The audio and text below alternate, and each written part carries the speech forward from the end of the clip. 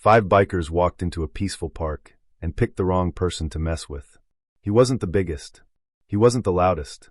But in the next 3 minutes, he showed everyone watching that real strength isn't about fists, it's about discipline.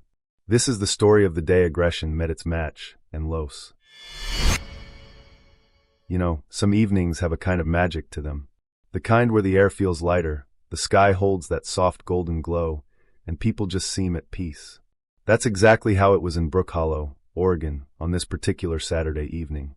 The park at the edge of town was alive, but not in a noisy, chaotic way. Kids were chasing soccer balls, their shouts mixing with the thud of the ball against the grass. Parents sat on benches, chatting over takeaway coffee cups. Some teens lounged lazily on the grass, eyes glued to glowing phone screens, earbuds in, lost in their own little worlds. And under the shade of a tall maple tree sat 17-year-old Ethan Reyes. Not exactly blending in. He was dressed sharply, a navy blue suit, white shirt, and polished black shoes. It wasn't the kind of outfit you expected to see at a park. But Ethan wasn't here to socialize.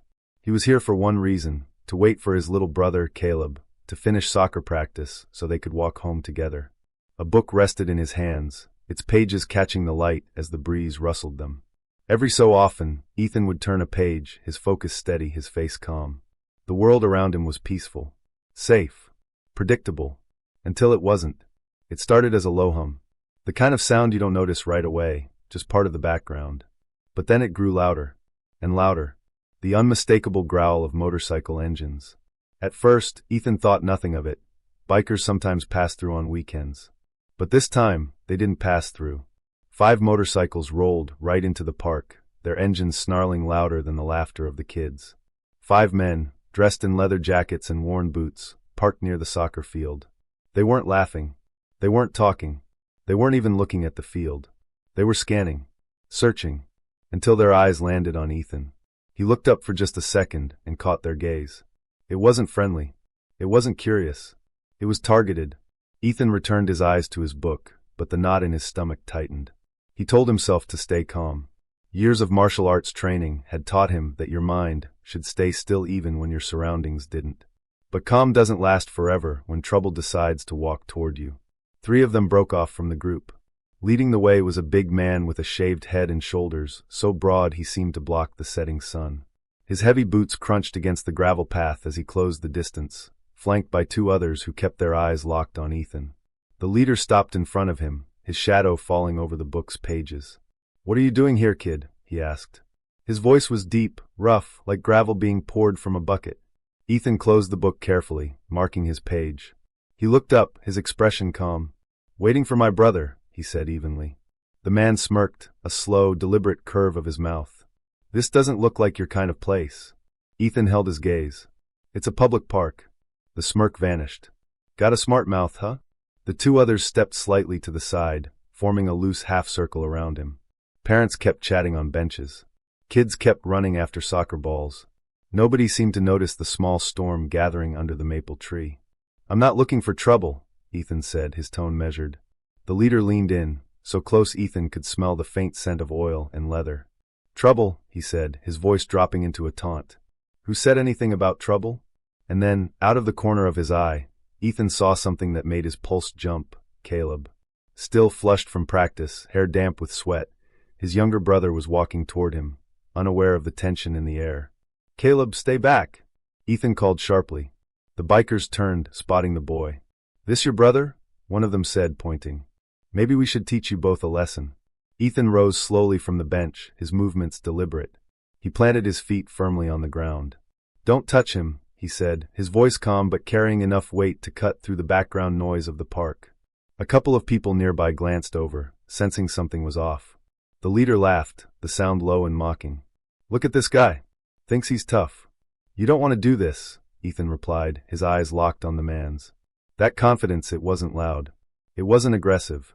But it was unshakable. The laughter stopped. The leader's smirk turned to a scowl. He stepped forward, raising a hand to shove Ethan's shoulder. And in that moment, the air seemed to shift. The storm was no longer coming. It had arrived. In a single, smooth motion, Ethan stepped sideways, letting the man's hand pass through empty air. With precision born from years of practice, He caught the biker's wrist and twisted it just enough to force him back without causing lasting harm. The leader stumbled, his eyes widening for a brief second, surprise flashing across his face. But the second biker didn't hesitate. He lunged forward, throwing a punch meant to end things fast. Ethan ducked low, his movements sharp and efficient, and drove a clean kick into the man's knee. The impact sent him collapsing to the ground with a grunt of pain. The third man stepped in, but only half a beat too slow. Ethan pivoted, his heel whipping around in a spinning kick that caught the biker in the ribs. The man staggered back several steps, clutching his side and gasping for air. Now the leader's smirk was gone. His face twisted into anger as he roared and charged, fists swinging wildly. He was stronger, heavier, more aggressive, but Ethan wasn't trying to match force with force. He stayed light on his feet, weaving, stepping back just far enough to let the blows miss, using his awareness to read every movement. His sensei's words echoed in his mind, "Control the space. Control yourself." By now the park had noticed. Parents pulled their kids closer. A small crowd began to form, some holding up phones, recording. The sound of the soccer ball on the field had stopped. Even the game had frozen to watch. The leader lunged one last time, trying to grab Ethan by the lapel of his suit jacket. But Ethan slipped free and delivered a quick, precise strike to the man's solar plexus, a spot that could take the wind right out of you. The leader's breath left him in a harsh gasp. He stepped back, clutching his chest. "Enough," Ethan said. His voice was steady, his eyes calm. "I don't want to hurt you. Walk away." It wasn't a threat. It was a choice.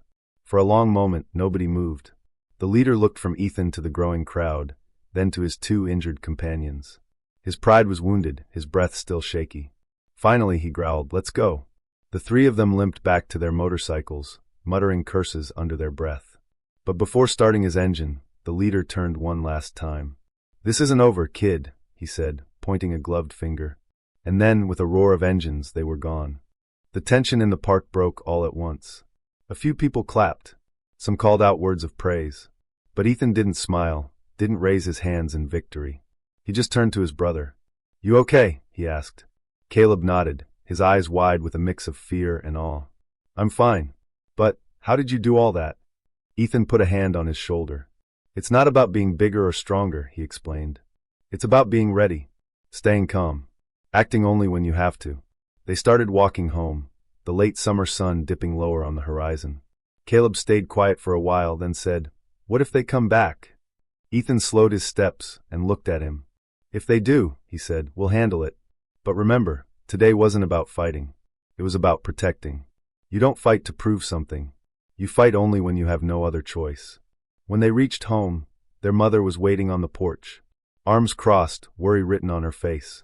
"You're late," she said. Ethan glanced at Caleb, then told her what happened. She listened without interrupting, her eyes shifting from fear to relief to quiet pride.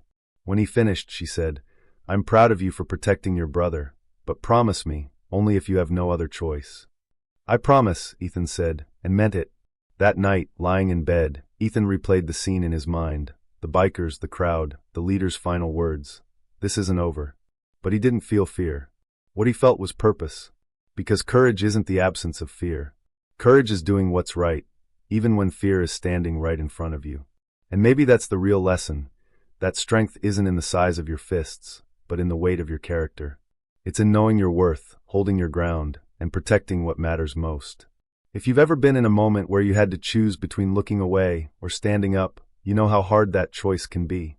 But sometimes, just sometimes, the quietest voice in the park, the one that speaks without yelling, is the one that changes everything. And that night in Brookhollow, Ethan Reyes proved exactly that.